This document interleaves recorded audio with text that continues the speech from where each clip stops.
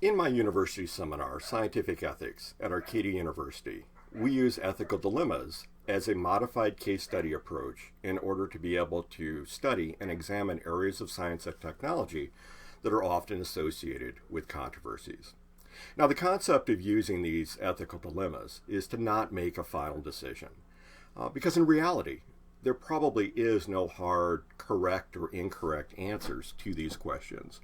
But we use these approaches in order to learn about the topic in order to be better informed. Ideally, we want to be able to better understand the perspectives of others that are either for or against the use of the science and technology. And then the ultimate goal is that for those that are informed, they should then express their views to the decision makers. As we see, as science is rapidly progressing in recent years, the saddest aspect, a quote from Isaac Asimov, the saddest aspect of life right now is that science gathers knowledge faster than society gathers wisdom.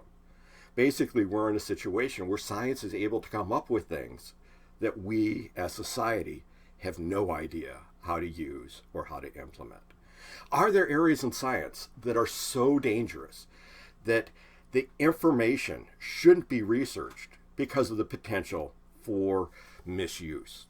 Are there areas of science to research to learn about the topic, but we shouldn't use that information to apply it? We shouldn't develop the new technologies because of the potential that it would be used for harm. Are there areas of science that we can research and develop the new technology, but maybe limit the use of the resources, maybe limit who has access to it? Are there areas of science that are just so potentially dangerous that they should not be researched? If that is the case, who should be making those decisions? Now, the first example we've got here is taking a look at the world population growth. Up until about 1804, the population of the Earth throughout history and before history never surpassed about 1 billion people. From 1800 to a little after maybe 1927, in about 120, 125 years, we saw the population growth from 1 billion to 2 billion. And since then, we've seen an addition of another billion people on this planet every 12 to 15 years.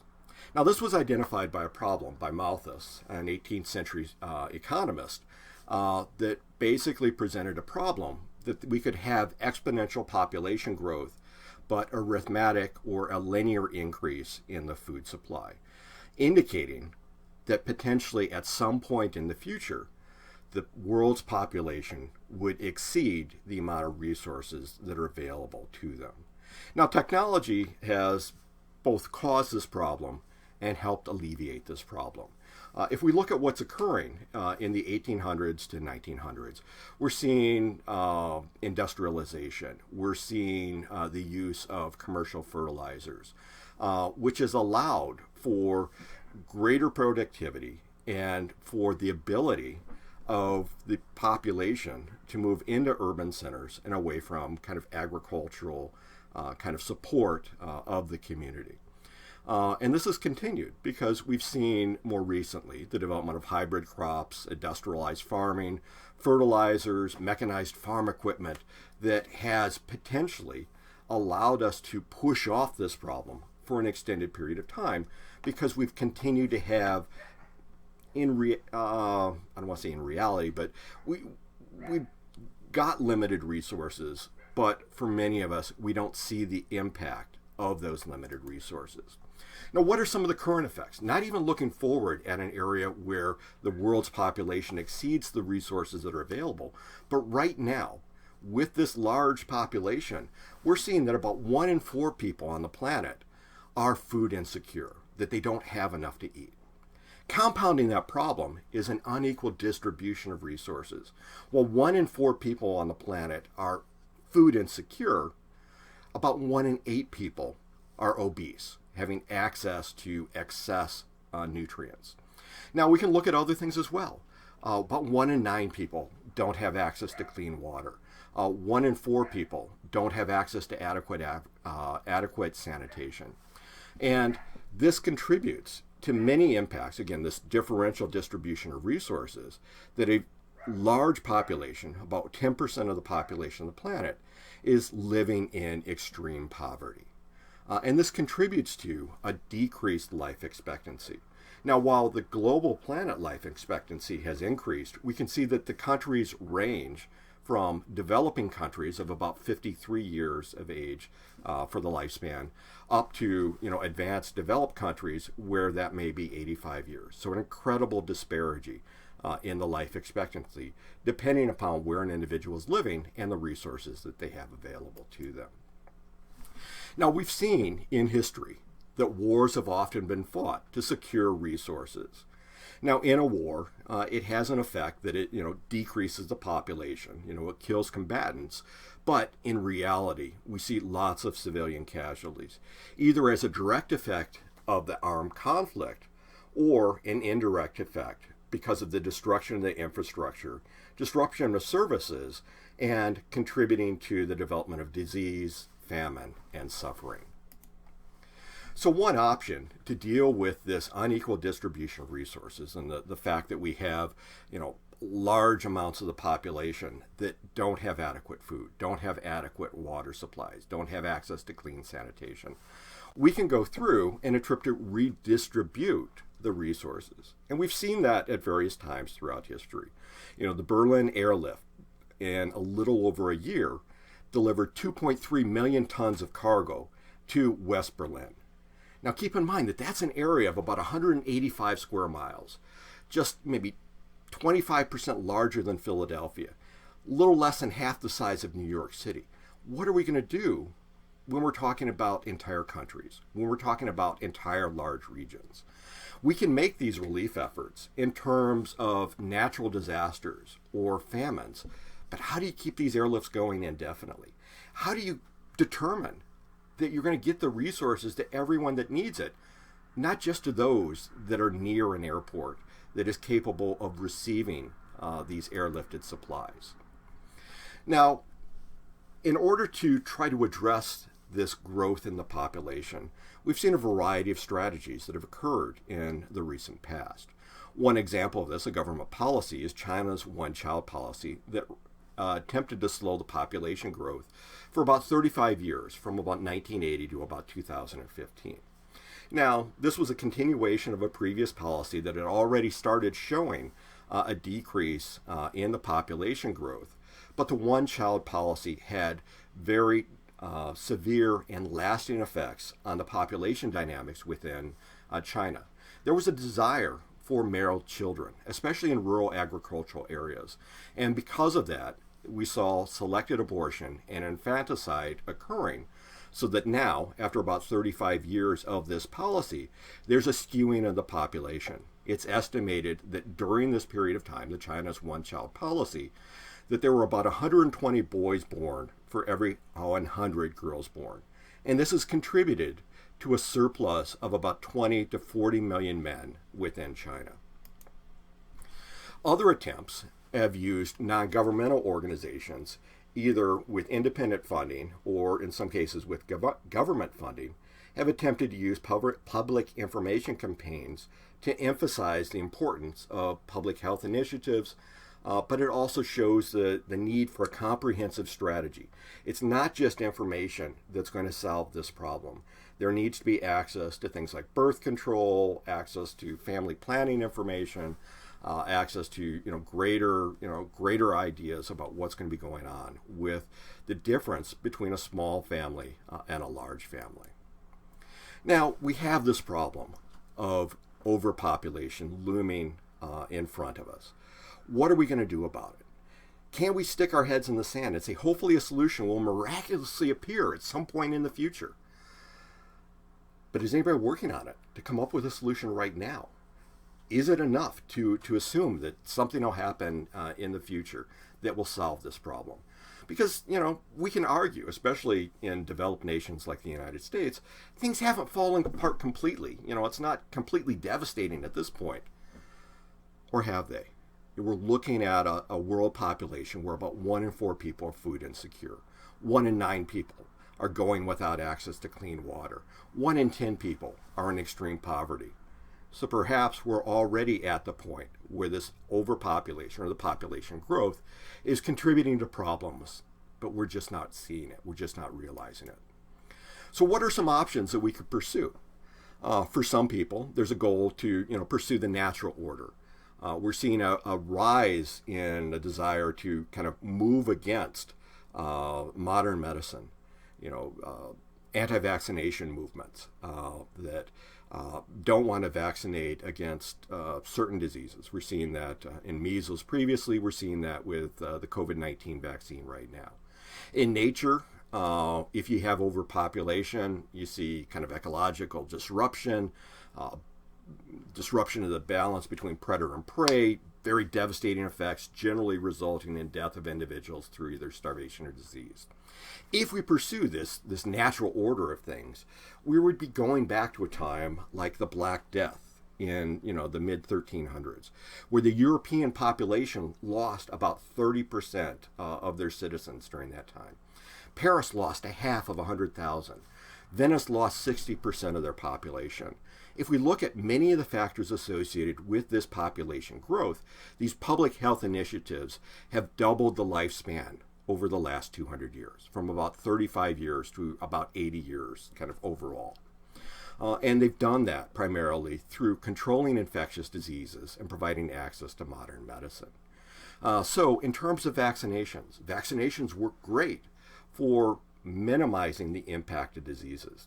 But as we can see in Japan in the 1970s, there was a reduction in the vaccination rate against whooping cough, pertussis, from about 80% down to about 10%, and they had a whooping cough outbreak in the late 1970s. Only a few people died, but there were lots of other diseases that could have an impact. Before we had adequate vaccinations, hundreds of people a year in the United States died of measles every year. Hundreds died of rubella, German measles. Thousands died of diphtheria. We could return to that if we end up in a situation where we don't have enough of the population vaccinated. The access to clean water. Infant mortality reduced by 3/4. Child mortality reduced by 2/3. Typhoid fever almost eradicated by the presence of clean water, water filtration, and chlorination. Poor sanitation. The sanitation improvements that we're seeing now and have been present for the last 100 years have been able to really quell the outbreaks of cholera and diarrhea and dysentery and typhoid and polio. So we have these opportunities to decrease illness, but in doing so, we are contributing to the growth of the population. Should we go back to the natural order and have a more natural lifespan that's not extended by modern technology and modern medicine? Should we potentially use population offset credits? Right now we're seeing with carbon emissions a goal to reduce greenhouse gases.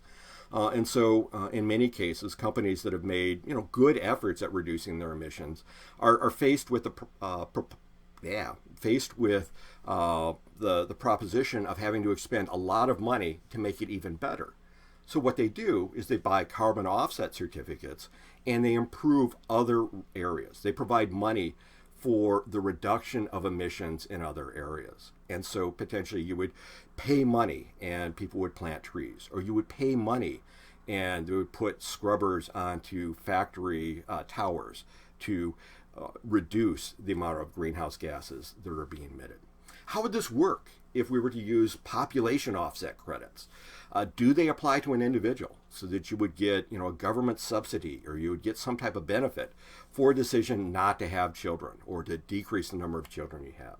Should this be something that is provided to a community or to a government to implement policies to reduce the population? Now, we've seen different aspects of population control, number of individuals within a population, at various times throughout history. Cultural practices, and again, these are described historically. They may not be as widespread as some of the books claim, but things like the Japanese ubasute, roughly translating to abandoning an old woman, a rare practice of taking the infirmed or elderly to a remote location and leaving them to die.